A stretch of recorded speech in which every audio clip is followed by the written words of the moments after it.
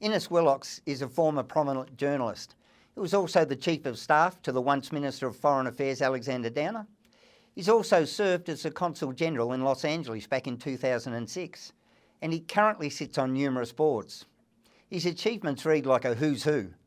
But Innes is also the CEO of one of Australia's most influential peak industry associations, the Australian Industry Group, which represents more than 60,000 business which employ more than 1 million Australians.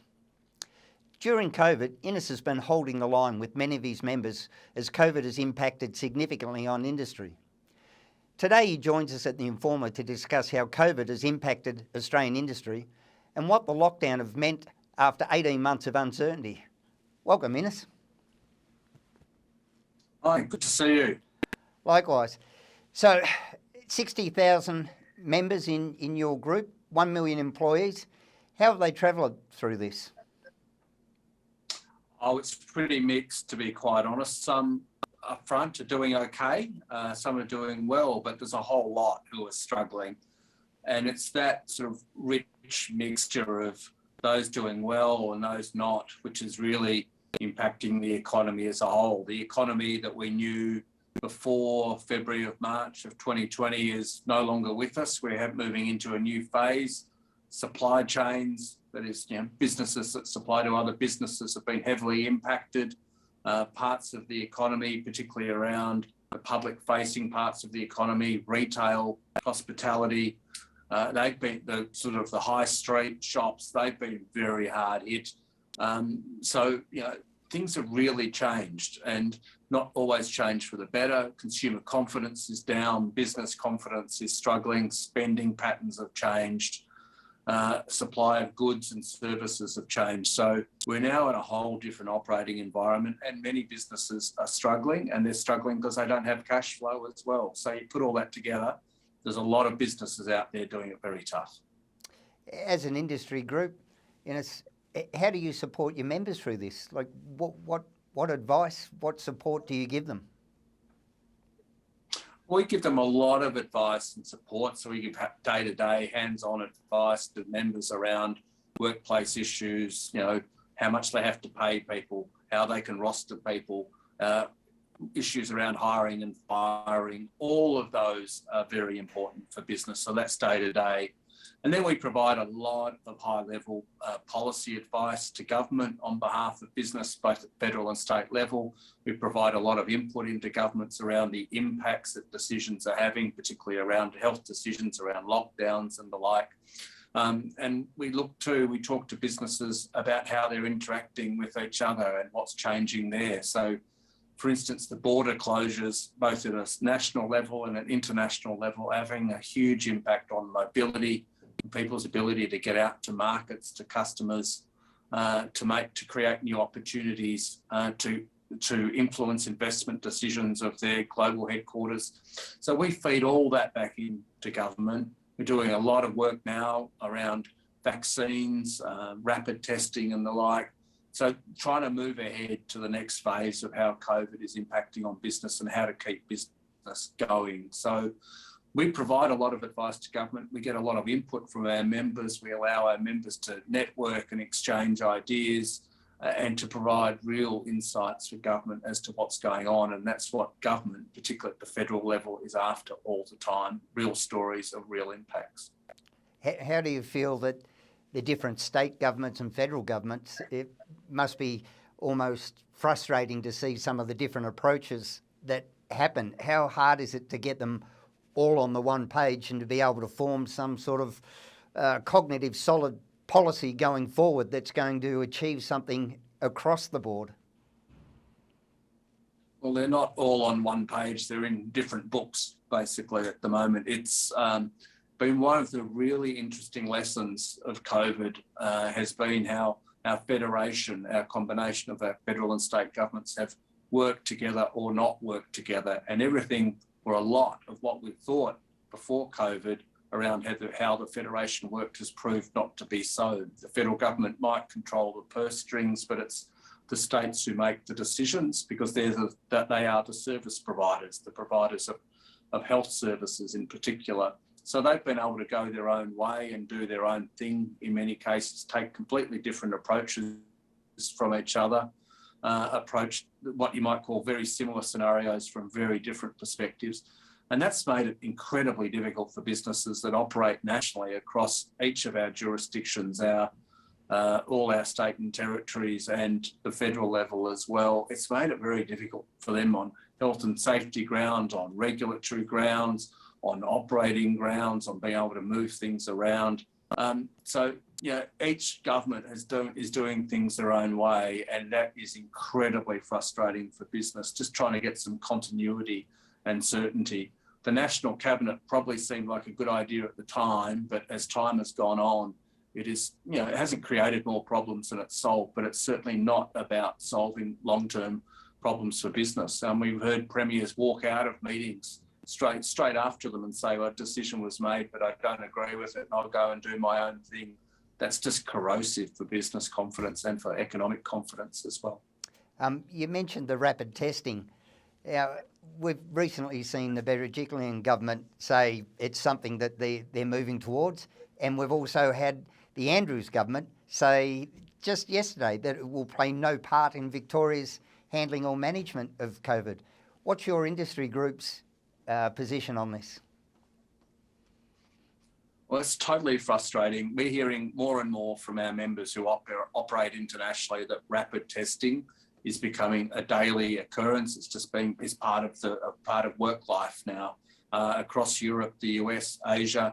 It is becoming more and more commonplace. We need to have that in Australia to allow business to move forward with certainty. Part of the problem here is that businesses are saying to have staff go off and get tested, under the current regime means that they're really off work for 2 days at least. The day to get tested, and then the day thereafter to await the results of the test.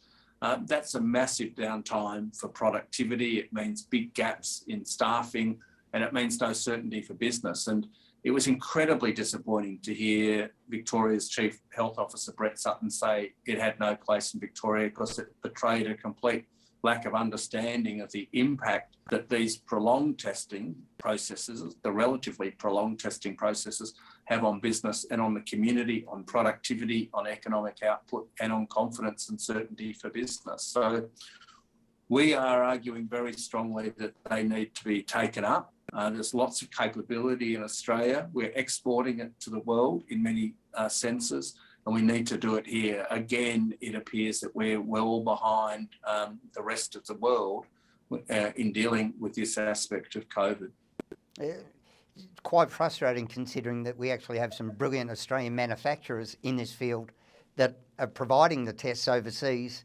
But again, a classic example of our government ignoring our technology and our advancement to the detriment.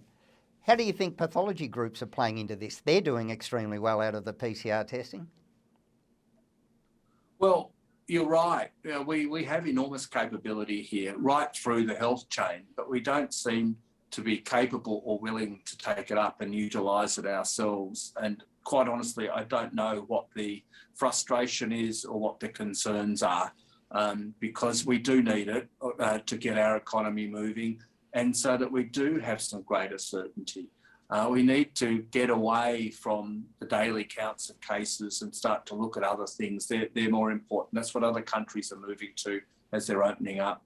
So we have these enormous capabilities right through the health chains. Our pathology clinics are doing well. They're turning around tests very quickly, and they have enormous capability to move into other spaces as well and to contribute to this. And it's important that they be able to do it, and every part of the health chain play its part in helping us not resolve this, because that's a fair while off, but get on top of it. There are already some sectors in the industry that are using them. I know some of the mining camps are saying to use it. There's some testing going on in some of the aged care sector. I really struggle to see why the reluctance, especially the Andrews government, was such a definitive statement not to even consider this. It's just must be terrible for the members when we see the benefits happening, and nobody's saying that it's to replace PCR, it's to add to it. It's an extra layer. What's the AIG's position on this? Well, it is absolutely an extra layer. I mean, it gives you a very good guide, over 95% in many cases accuracy. So it gives you a very good starting point to know if someone does need to go off and get a further testing and sort of the deeper testing, as it were. It gives you the very clear indication of what's going on in your workforce. There's issues around legislation here, which obviously we need to work through around what can be done at home in terms of home testing, which happens a lot overseas. You know, it can't be done here for COVID according to legislation at the moment federally. We need to get that addressed as quickly as possible. But at a state level, you know, there's been enormous economic damage done to Victoria. You just need to look at the CBD of Melbourne to understand the impact that COVID has had on business. Office tenancies are well down. We're seeing huge vacancies occur on street fronts. People aren't coming into town. If we're going to get Melbourne back up and running, this sort of technology and this sort of application has got to be implemented as quickly as possible. It's happening everywhere else around the world. It's hard to see why it's not happening in Australia, and it's even harder to see why Victoria is so resistant to it. It almost comes across in some ways as, you know, appears to be a bit of a power trip that's going on there, and we need to get beyond that. We need to think beyond just sort of simple testing as we've done it for the past 18 months and think of new and innovative ways of doing it, and we have the capability and we should be doing it. Especially when there's a track record. Just last year we had people that were going for their PCR test and then were found shopping at High Point before they'd received the results. Whereas this rapid antigen testing would actually seem to cut that off at the knees and be the solution for it. It's just mind-boggling again. So going forward, Innes, what do you think the government needs to do differently? Let's start with here in Victoria and then eventually federally to support the industry group. Well, there has to be an understanding that this is not just purely a health issue. It's both a health and economic issue. It's also a social issue because of the damage that's being done to people as a result of prolonged lockdowns and the uncertainty that's around that. You had Lifeline this week reporting the biggest ever number of calls in one day this week. It tells you this problem's getting worse, not better. And the further and deeper we go into lockdowns, it will sadly only get worse. So we need to find solutions to try to relieve pressure on people. You know, queuing for hours, you know, for a test is mind-numbing for many people. They just don't want to do it. They want to avoid it if they can. The delay, the disruption it causes, the uncertainty that's created, and then the uncertainty created by having to wait 24 hours for a test as well. So a quick test, easy to do test, a test that can be done either in a workplace or at home, will give people greater certainty. It will help boost confidence. We need to start 18 months into this to think differently about how we address the challenges that COVID throw up to us and continue to throw up to us. And testing is the starting point. We've always all been about testing and tracing. So we do have the potential to do testing differently and better. And we need to take it up. Businesses are prepared to do it, just like we're now having conversations around mandatory vaccination or not, but business is prepared to think differently about how they go about working and collaborating and cooperating with their workforce to make their workplace safer. And rapid testing is just one way of doing it. And business is very keen to be able to roll it out where they can. All right, Innes, it's been a great chat, and I wish you and your industry group and all of their members some way out of this that would just ease that stress. And as you say, that mental load, we really need to get rid of economy or health. It's not an either or situation. The two are linked and both impact on each other. So thanks very much for your time today, Innes. Absolutely. It's always a pleasure. Take care and look after yourself. Take care. Likewise.